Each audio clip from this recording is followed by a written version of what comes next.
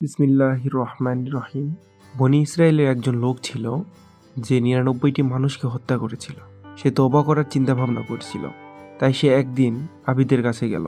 আবিদ ও আলেমের মধ্যে কিছুটা পার্থক্য আছে। আবিদ মানে যিনি সৎ ও সরল পথের উপর আছেন, কিন্তু তার ভিতরে শরীয়তের তেমন কোনো জ্ঞান নেই, যেটা একজন আলেমের আছে। সেই লোকটি এই আবিদকে বলল, আমি ৯৯টি মানুষকে হত্যা করেছি, আল্লাহ কি আমাকে ক্ষমা করবেন? আবিদ যখন কথাটি শুনলেন তখন বললেন যে, তুমি ৯৯টা লোককে খুন করেছ, আল্লাহ সুবহানাহু ওয়া তাআলা কিছুতেই তোমাকে ক্ষমা করবেন না। এখন সেই লোকটা আবিদকে খুন করে ফেলল।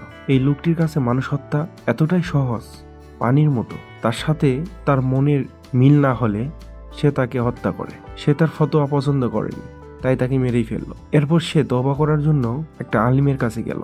তার অন্তরের ভিতরে কিছু অংশ হলেও ভালো ছিল, সুতরাং সে সময় খোঁজ করলো যে কাকে জিজ্ঞেস করা যায়। সে জানতে পারলো এক আলেমের কথা।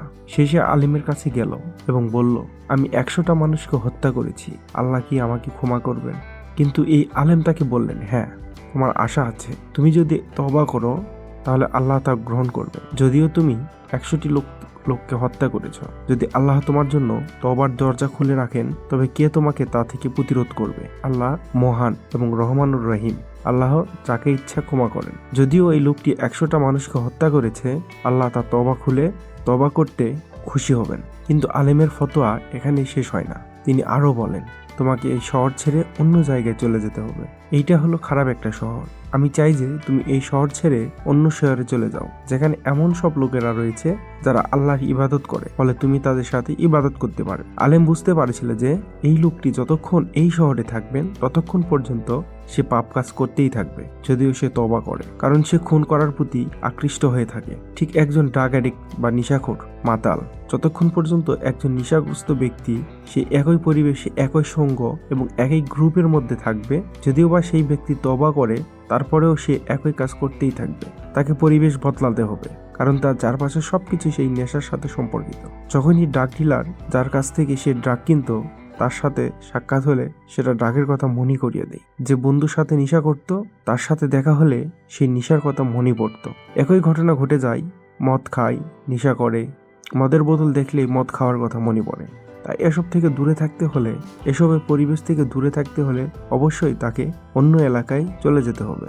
আর সেই কারণেই আলেম সেই খুনি বলল, তুমি শহর থেকে চলে যাও অন্য কোনো ভালো একটা শহরে, ভালো লোকদের শহরে, যেখানে সবাই আল্লাহ সুবহানাহু ওয়া তাআলার ইবাদত করে। ভালো লোকদের সম্পর্কে থাকলে সেটা আপনাকে ভালো কাজ করতে অনুপ্রেরণা যোগাবে, বিপরীতভাবে খারাপ সঙ্গে থাকলে সেটা আপনার পতন ঘটাবে। মুহাম্মদ সাল্লাল্লাহু আলাইহি ওয়াসাল্লাম বলেছেন, যদি তুমি একজন কামারের পাশে বসে থাকো তবে তোমার গা দিয়ে কামারের মতো গন্ধ বের হবে, আর যদি তুমি সেই লোকের পাশে বসে থাকো যে সুবাস বা আতর বিক্রি করে, তুমি তার সুবাস কিছুটা শোষণ করবে।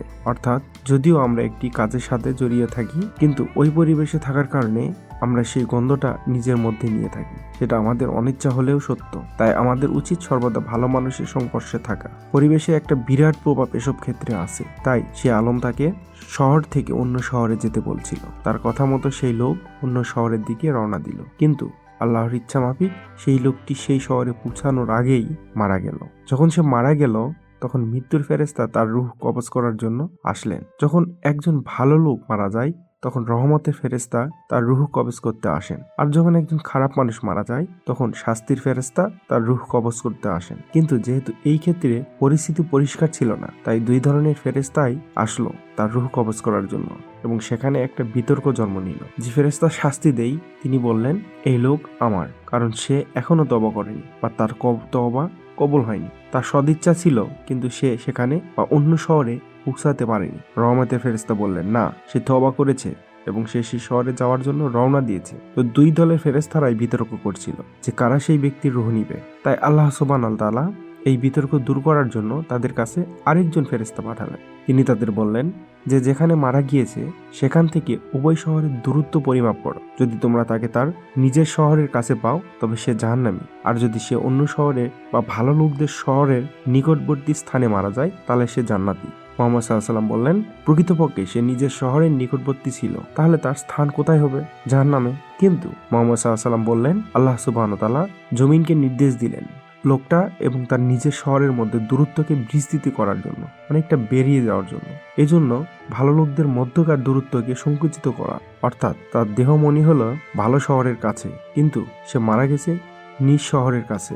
যখন ফেরেশতারা মাপতে আসলো তখন তারা সেই ব্যক্তিকে অন্য শহরের অর্থাৎ ভালো শহরের দিকে খুব কাছাকাছি পেলেন এবং আল্লাহ সুবহানাহু ওয়া তাআলা তাকে ক্ষমা করলেন এবং তাকে জান্নাতবাসী করলেন। আল্লাহ যদি চাইতেন তাহলে তিনি ওই ব্যক্তিকে ভালো শহরের নিকটে মৃত্যু দিতে পারতেন, কিন্তু তিনি তা করেননি। তিনি কেন তাকে তার নিজের শহরের দিকে বেশি নিকটবর্তী করে দিলেন এবং তার মৃত্যু দিলেন? কারণ তিনি আমাদের দেখতে চাইছিলেন, আমাদের দেখাতে চাইছিলেন তিনি কতটা আগ্রহের সাথে ওই ব্যক্তিকে ক্ষমা করতে চান। আমাদের শুধু আল্লাহ সুবহানাহু ওয়া তাআলার কাছে ক্ষমা চাইতে হবে, তওবা করতে হবে, কিন্তু সেই তওবা হতে মন থেকে এবং পুরোপুরি সেই পাপ না করার দৃঢ় প্রতিজ্ঞা নিতে হবে।